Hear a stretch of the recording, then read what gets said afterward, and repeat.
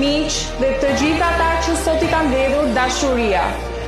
Në emër të Borës dhe Oltit, ju falenderoj të gjithëve.